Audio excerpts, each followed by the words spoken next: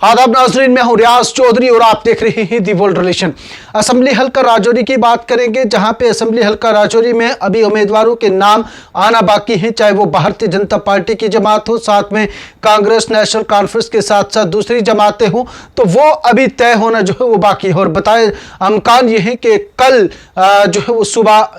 या देर शाम तक जो है वो ये मामला सामने आ सकते हैं। तब जो भी नताइज होंगे वो आपके सामने जरूर लाएंगे, लेकिन उससे कबल हम आपके बीच बताते चलें कि जहां भारतीय जनता पार्टी में रस्साकशी जो है वो बताई जा रही थी, सोशल मीडिया के ऊपर ये बताया जा रहा था कि कोई उम्मीदवार जो है आज़ाद उम्मीदवार भी जो है वो उतर सकता है, और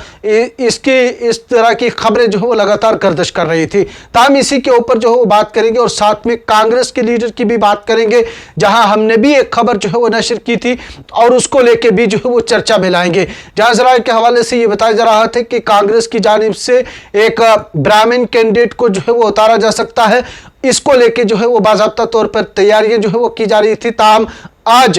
ये जो आप स्क्रीनशॉट देख रहे हैं, इसको लेके जो है वो बात करेंगे। पंडित संजीव कुमार मंगू जो एक सरपंच भी हैं और कांग्रेस के लीडर भी हैं, उनकी जानिब से बाज़ाब्ता तौर पर यह क्लियरेंस की गई है कि जनाब मुझे जो है वो इंतखाबात में हिस्सा नहीं लेना है। उनकी सेहत जो है वो ठीक नहीं थी और डॉक्टर्स की जानिब से जो है वो उनको इस चीज़ की जो है वो इजाज़त नहीं दी गई। संजीव कुमार मंगू की जानिब से बाज़ाब्ता तौर पर जो है वो इलेक्शन 2024 के जो असेंबली इलेक्शन होने हैं उनसे जो है वो इनकार कर दिया है। उनका कहना है कि मेरी सेहत ठीक नहीं है। ताहम उन्होंने जितने भी जो सपोर्टर्स थे, वर्कर्स थे, बाकी जो पंचायत के लोग थे, उनका जो है वो शुक्रिया अदा किया, कहा प्यार देने के लिए बहुत बहुत शुक्रिया। उधर बात करेंगे भारतीय जनता पार्टी के लीडर जनाब कपिल सरियाल, जो जिला के नायब सदर भी हैं, उनकी जानिब से भी माफ़ कीजिएगा, उनके मुतल्लिक भी जो है वो सोशल मीडिया के ऊपर, मीडिया पे जो है कई प्लेटफार्म पे जो है ये बताया जा रहा था कि वो आज़ाद उम्मीदवार जो है वो मैदान में उतर सकते हैं और इंतखाबात में जो है वो हिस्सा लेंगे। ताहम ये जो आप इस वक्त की पोस्ट देख सकते हैं, ये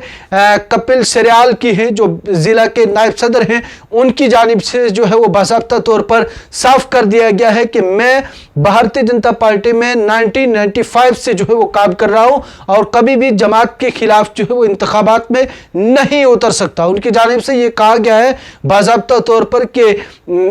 पार्टी का जो भी डिसीजन होगा, जो भी फैसला होगा, उसको जो है वो हम तस्लीम करेंगे, ना कि जमात के फैसलों के खिलाफ जो है वो जाएंगे। ये दो मामले सामने आ चुके। अब हम बात करेंगे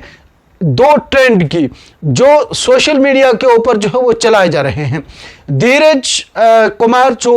ढांगरी के रहने वाले हैं, उनकी जानिब से एक पोस्ट की गई और उसमें ये कहा गया आर के राजू जी हैं वो इंतखाबात में हिस्सा ले सकते हैं। और धीरज की जो एक पोस्ट है वो मल्होत्रा साहब है, उनकी जानिब से पोस्ट की गई है कि धीरज जो है वो इंतखाबात में हिस्सा ले सकते हैं। बिलाखिर बताने का मकसद ये है कि कहीं ना कहीं एक रस्साकशी पैदा करने की कोशिश जो है वो कहीं सोशल मीडिया के ऊपर जो है वो की जा रही है, और इस दौरान जो है वो कई मकामात से जो है वो क्लियरेंस भी जो है वो मिल रही है, जहां ये बताया जा रहा था कि बीजेपी के लीडर जो है भारतीय जनता पार्टी से अलहदगी अख्तियार कर सकते हैं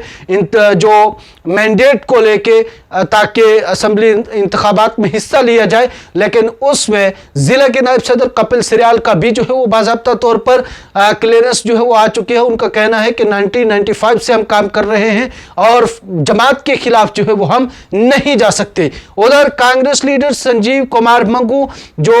पंडित हैं और सरपंच साहब का भी रह चुके हैं और कांग्रेस के लीडर हैं, उनकी जानिब से उनके मुतल्लिक भी जो है वो खबर थी कि वो इंतखाबात में हिस्सा ले सकते हैं और कांग्रेस जमात उनको बाज़ाते उम्मीदवार जो है मैदान में उतार सकती है। उनकी जानिब से भी बाज़ाब्ता तौर पर क्लियरेंस दे दी गई है कि मैं इंतखाबात में नहीं उतर रहा हूं, मेरी सेहत जो है वो ठीक नहीं है, और जिन लोगों ने प्यार दिया, सपोर्ट दी, उनका जो है वो बहुत बहुत शुक्रिया। उधर धीरज कुमार जो है वो ढांगरी के रिहायशी हैं, उनका भी ये कहना, उन्होंने जो है आर के राजू के मुतल्लिक जो है वो पोस्ट अपने सोशल मीडिया प्लेटफॉर्म से डाली, लेकिन धीरज कुमार के मुतल्लिक किसी और ने जो है वो पोस्ट डाल दी, ये आप स्क्रीनशॉट में बाज़ाब्ता तौर पर दे सकते हैं। लेकिन इस सब के पीछे, इस षड्यंत्र के पीछे कौन है, इसको भी जांचने की बहुत ज़रूरत है। क्या ये सियासत में इस तरह के जो मामलात हैं वो सामने होने चाहिए? क्या इस तरह की नज़रियात या इस तरह के जो प्रोपगंडे हैं ये बनाने से जमात में भी इंतशार फैल सकता है? या फिर अब ये भी मान सकते हैं कि जहां भारतीय जनता पार्टी को कई जगहों के ऊपर कमज़ोर माना जा रहा था, शायद कई लीडरान जो है वो अलहदगी इख्तियार कर लेंगे जमात से, लेकिन इन फैसलों से, इन लीडरान की जानिब से जो सोशल मीडिया के ऊपर पोस्ट की गई हैं, उनके इस अमल से, उनके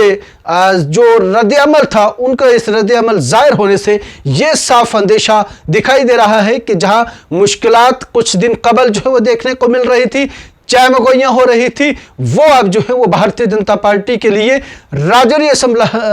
असम्बली हल्का में राहें जो है वो हमवार हो रही हैं। और ज़राए के हवाले से ये बताया जा रहा है कि कल 6 बजे के बाद जो है वो उम्मीद की जा रही है, आशंका है कि भारतीय जनता पार्टी राजौरी असम्बली हल्का के उम्मीदवार का नाम भी जो है वो सामने ला सकती है। आपका क्या कुछ कहना है? कमेंट बॉक्स में राय जरूर दें।